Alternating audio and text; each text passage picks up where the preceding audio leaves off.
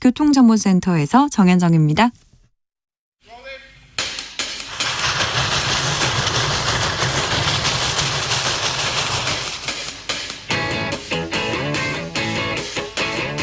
오늘도 열심히 돌아갑니다. 정치발전소 장앤장. 한국 정치평론계 최고수 두 분 모셨습니다. 장성철 공론센터 소장 어서 오세요. 네, 안녕하십니까. 장윤선 정치전문기자 어서 오세요.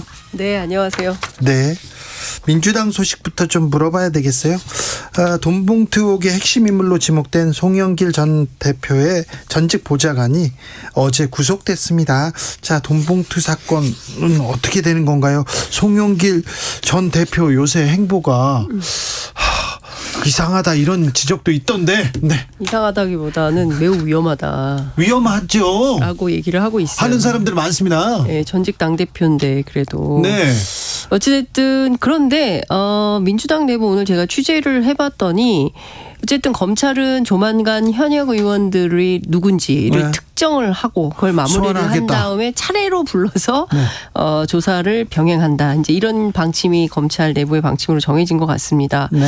그런데 민주당 내부는 이렇게 별로 술렁이거나 네. 또 뭐 막 신경 쓰는 분위기는 아니라는 거예요. 돈봉투에 대해서는 또 무감해요? 왜냐하면 어찌됐든 지금 윤관석 의원 조사받고 나왔는데 네. 기소 안 됐다. 네. 그러고 노웅래 의원의 경우에도 돈봉투 부스럭부스럭 했는데 아직까지도 기소도 못하고 있다. 부스럭 소리도 지금 그 부스럭 소리가 아니다 그런 지적 나옵니다. 그러니까요. 들어봐야 된다. 예, 다른 부스럭이다라는 얘기도 나오고 있고 어찌됐든 검찰이 세게 민주당을 향해서 칼을 겨누었지만 뭐 그렇다고 해서 어쨌든 한동훈 장관이 국회 본회의장까지 와서 여기 당신들 말이야 범인들이 있는 것처럼 얘기를 했기 때문에 그냥 넘어갈 것 같지는 않고 거명을 하긴 할 것 같다. 현역 의원 아무개 이렇게 거명은 하고 망신은 줄 것 같은데 결과적으로 증거가 없어서 기소는 못하지 않겠냐.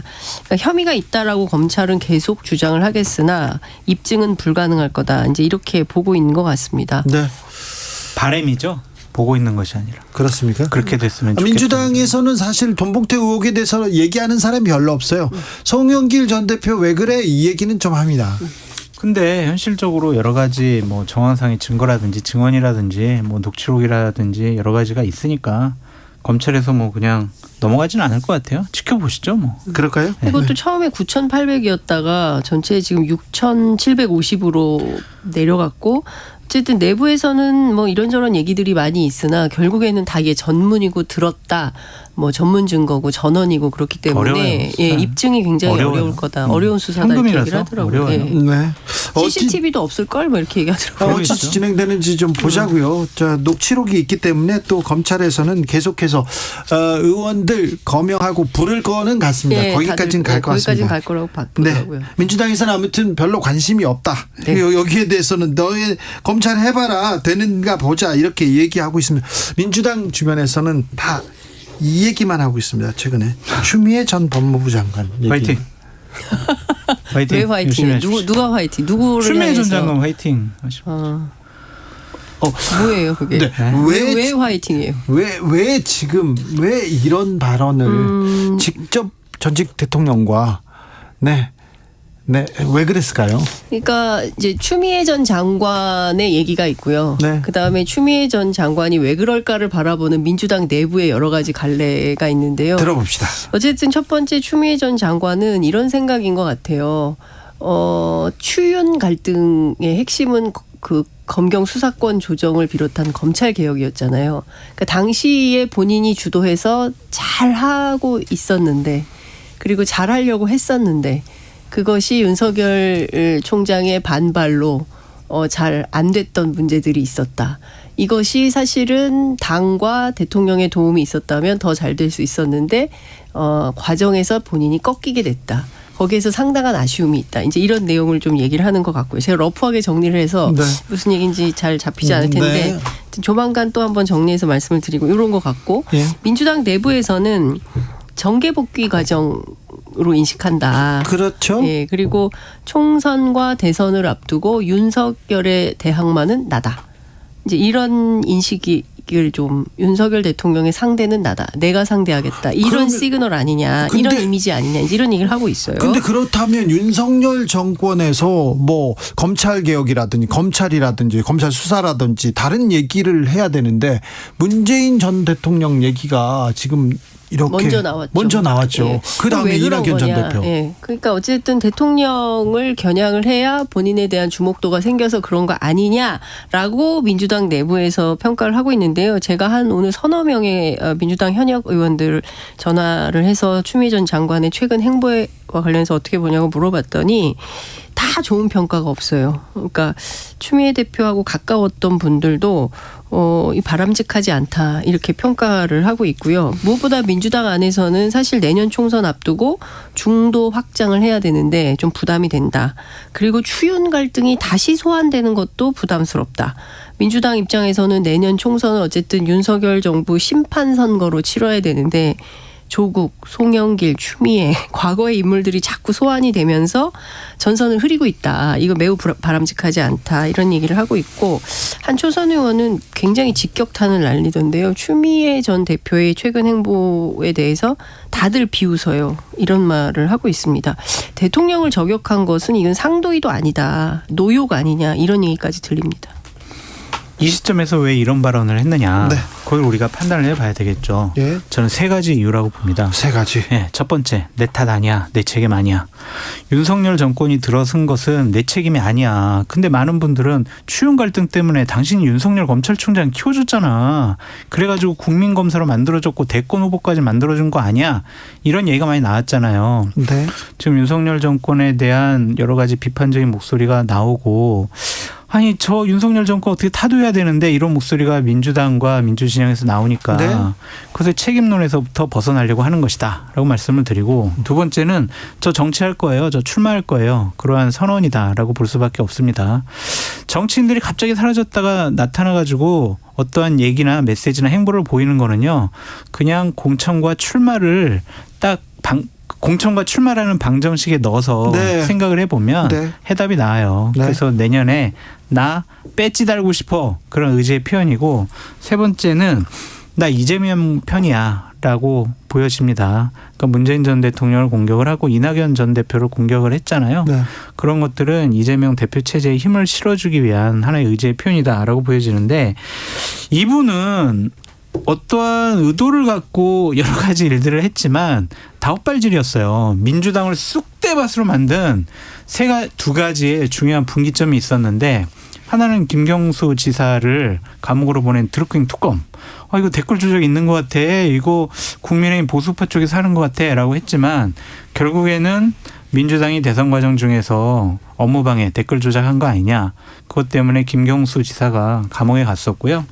또 하나는 추윤 갈등을 통해서 검찰 개혁을 한다고 했지만 결국엔 윤석열 전 검찰총장을 키워줬다라고 말씀을 드리고 이제는 민주당 진영에 유일하게 남은 전직 대통령 문재인 대통령까지 공격을 해요. 이것은 민주당을 큰 분란과 갈등으로 몰고 갈 수밖에 없다라고 말씀을 드리고 문재인 정권 하에서 청와대에서 근무했던 분들 상당히 격앙되어 있고 고민정 전 대변인 지금 현역 의원 같은 경우에는 아니 도대체 이분 왜 그러느냐 왜 우리 지역으로 올라 그러냐 할 말은 많지만 나 말은 좀 아끼겠다 이런 식으로 불편한 생각을 표현하고 있죠.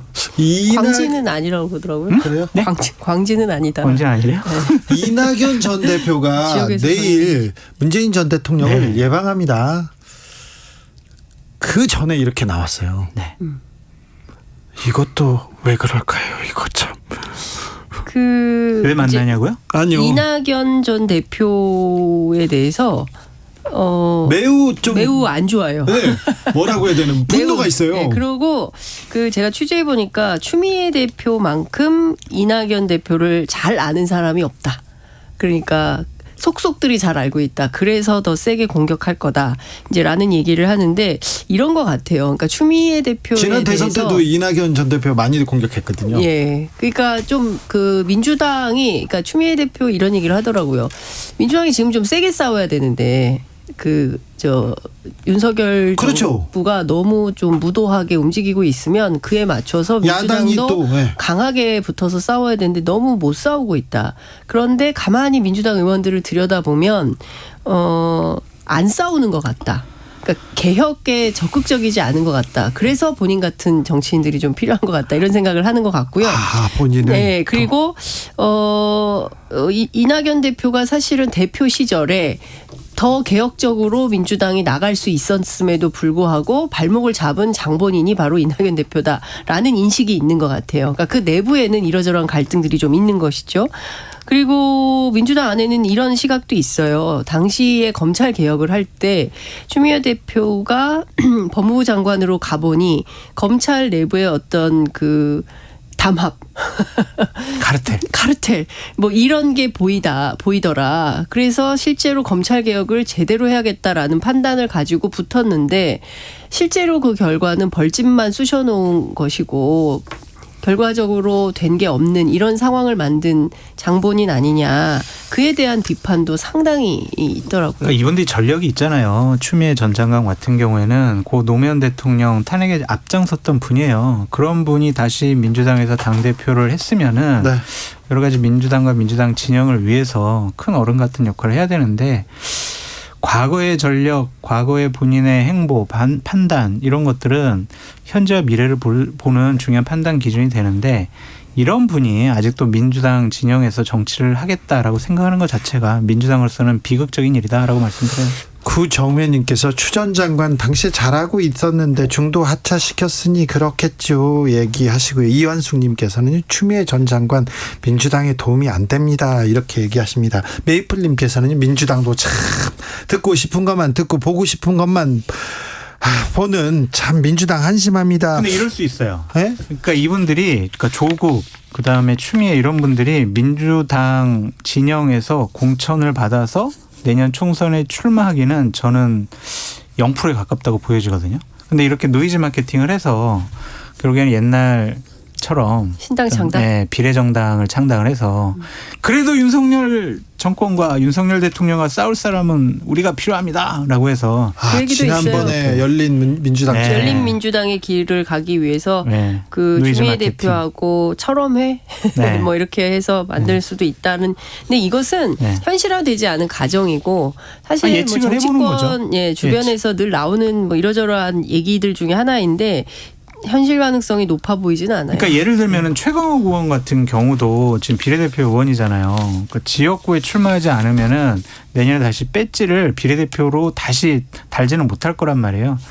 그런데 최강욱 의원이 가진 상징성 때문에 민주당에서는 공천개혁 차원에서 최강욱 의원 같은 사람 공천 안 줄 가능성도 높다. 그러면은 그때 문재인 정권 하에서 같이 일했던 분들이 하나의 비례대표 신당을 만들 수 있겠죠. 그래요. 그냥 전망이에요. 철험의 의원과 그 주변 사람들 그런 또 몇몇 유튜버하고 매우 가깝게 지내긴 합니다만 그게 또 가능할까요? 어쨌든 추미애 전 장관이 나오면서 극우 개각 비판하다가 극우 개각 사라졌습니다. 오염수 문제도 조금 이렇게 좀 뒷전이고요. 그다음에 또 수능 논란은 아예 사라졌어요. 그래서 민주당에서 제기하던 이슈들이 민주당 뉴스로 지금 묻히고 있습니다. 이것보다 더 재밌는 게 없어요. 얘기하는 사람들도 있거든요. 그래서 국민의힘 주변에서는 표정 관리 중입니다. 그러니까 이분이 나와서 얘기를 하고 왕성한 활동을 보일수록 저 같은 이제 보수 참칭 패널도 옛날 일을 해가지고 비판할 가는 일들이 많이 있는 거죠. 그러니까 근데 이런 분들 옛날에 권력을 잡아봤잖아요. 근데 그 권력 잡았을 때 그렇게 썩 잘하지 못했다. 여러 가지 잘못된 일들을 많이 했다. 그런 평가를 받은 분들이 무슨 원한이 있어가지고 다시 정치를 하려고 하는지 저는 한번 했으면 안 했으면 좋겠어요. 그냥. 또 그런 분들 본인께 계속 지금 올해 하시겠다는데요. 내년 총선 앞두고 지금 올드보이의 귀환이라고 지금 계속 나오고 있습니다. 엄청 많아요. 많은 분들이 자, 친박실세 최경환 전 부총리, 이준석 전 대표랑 다 청년 정치인들 다 모여가지고 밥 먹더라고요. 그러면서 우리 보수 대통합해야 된다 목소리 내던데요. 나 공천 줘 뭐 이거 얘기죠 뭐. 아니 근데 이거 제가 취재를 해봤더니 이런 표현 써 내다봐 이런 말씀 안 되죠. 예, 안 되죠. 공영방송에서. 안 됩니다. KBS는 안 됩니다. 죄송합니다. KBS는 안 네, 네, 죄송합니다. 그러니까 취소하고요. 네. 발언 취소, 정정. 네. 이준석 대표 좀 당한 것 같아요. 그래요? 이제 사진을 찍긴 찍었으나 보도될 줄은 몰랐다. 이제 이런 얘기가 나오는데요. 바로 공개됐는데. 중앙일보 단독 기사는 최경환 전 부총리 쪽에서 풀한 거다. 네. 왜 했을까? 왜 풀했을까? 그 최경환 부총리가 지금 출마를 예상하고 있는 지역이 경산이잖아요. 네. 경북 경산. 근데 여기에 인구 한 25만 도시인데 의외로 젊은 사람들이 많아요. 네. 대학이 10개나 있더라고요. 대학 도시예요. 예, 대학이 10개나 있어요. 그리고 무슨 산업단지 이런 네. 것들도 있어요. 그래서 젊은 사람 많네. 제가 거기서 예. 교수하지 않았습니다. 그렇습니다. 대구 카톨릭 네. 대학교에서. 대구 카톨릭 네. 대학교도 맞아 거기 있어요. 교수 출신 장성철. 그래서 그 젊은층 어떤 개혁 보수를 좀 소구하려고 찍은 거 아니냐. 그리고 뭐 공개될 줄 잘 몰랐던 것 같아요. 그래서 실제 거기 참석했던 한 일원이 오히려 실무자들한테 물어봤대요. 이거 여론이 좀 어때요? 분위기 괜찮아요? 이제 이런 걸 좀 물어보기도 했다는데 그래서 의미 있는 얘기가 오갔냐. 그래서 보수 대연합 할 거냐. 근데 실제로 다 웃었다는 거고 이준석 대표도 일상적 식사 그 이상 아니다. 뭐 이런 거고 반윤 연합군 얘기 나오니까 로댕을 오뎅으로 잘못 읽은 거다. 이제 이런 비판을 하는데요. 사실 이준석 대표의 이미지는 개혁 보수잖아요.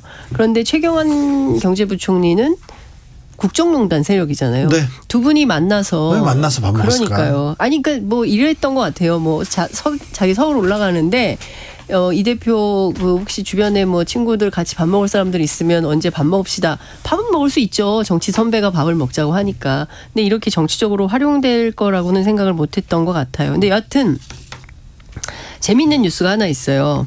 아무데도 안 나온 건데 7월 안에 이준석 대표가 유튜브 개설한대요. 왜 웃으십니까? 비웃으시는 거예요? 본인 페이스북에다가 밝혔는데. 진짜? 나만 몰랐나? 7월 안에 만들어서 이준석 TV 같은 거를 통해서 정치 현안에 대해서 얘기를 한다고 합니다. 참 국민의힘에서 참 싫어할 것 같네요. 윤석열 대통령 쪽에서도 참 싫어할 것 같아요. 뭐 지금까지 송영길, 홍익표 이렇게 만났는데 앞으로 추미애 장관도 만나고요. 그다음에 박지원 대표도 만나고요. 뭐 다양한 기획 토론이 준비 중에 있다고 하더라고요. 네, 그렇습니까? 네. 그런데요, 최근에 정치권 이번 주도 그렇고 지난주도 그렇고요. 굉장히 그 말이 거칠어집니다. 막말 인플레이션이란 얘기까지 나왔는데 정치권 막말 공방 너무 좀 아이들이 볼까봐 좀 두려워요. 부끄러웠어요. 네, 창피해요. 네. 그 물을 꼭 먹었어야만 했을까. 제가 아까도 그렇고 어제도 그렇고 계속 수족관 물 마시면 안 됩니다. 계속 얘기하고 있습니다. 아이들이 따라볼까 무섭습니다. 얘기했습니다. 네. 마시면 그거 왜 마신 거래요?